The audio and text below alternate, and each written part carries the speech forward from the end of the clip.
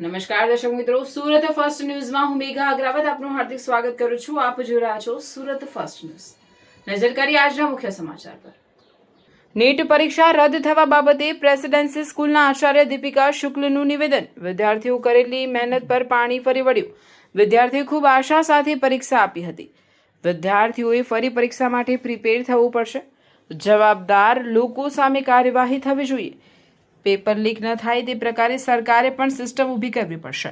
દેશના લાખો વિદ્યાર્થીઓ આ ઘટનાથી હતાશ થઈ ગયા છે. હું કુમારી દીપિકા શુક્લા, આચાર્ય પ્રેસિડેન્સી સ્કૂલ. આજ રોજ નીટની મહત્વની પરીક્ષા રદ થયાના સમાચાર ખૂબ આઘાતજનક છે. વિદ્યાર્થીઓએ 2 વર્ષ સતત તનતોડ મહેનત કરી હોય છે. નીટની પરીક્ષા માટે વિદ્યાર્થી એટલો આતુર હોય છે કે એને એવી ચોક્કસપણે ખબર છે કે 2 વર્ષની મારી આ મહેનત અને નીટ પરીક્ષા ક્રેશ કર્યા પછી મારે જે એડમિશન લેવાનું છે સારી કોલેજમાં, સારી જગ્યાએ, ગવર્મેન્ટ કોલેજમાં, એ બધા માટે હું માનસિક રીતે તૈયાર છું અને 2 વર્ષની સામે મને મારી લાઈફ મળવાની છે.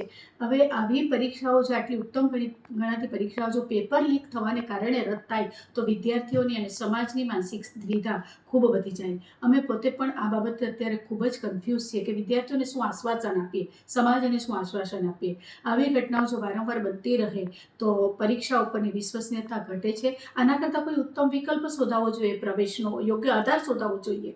અને હવે આવી ચેષ્ટાઓ ન થાય એ માટેનો ચુસ્ત બંદોબસ્ત, ગુપ્તતા અને વિશ્વસનીયતા જળવાય એવી ચોક્કસપણે માંગ છે. કારણ કે વિદ્યાર્થી, વાલી બંને હતાશ છે અને હવે ફરી પાછી પરીક્ષાની ક્યારે તારીખો જાહેર થાય, કેવી રીતે પરીક્ષા લેવાશે, ત્યાં એને શું વ્યવસ્થા ફાળવવામાં આવશે, આ બધા જ પ્રશ્નો સામે છે.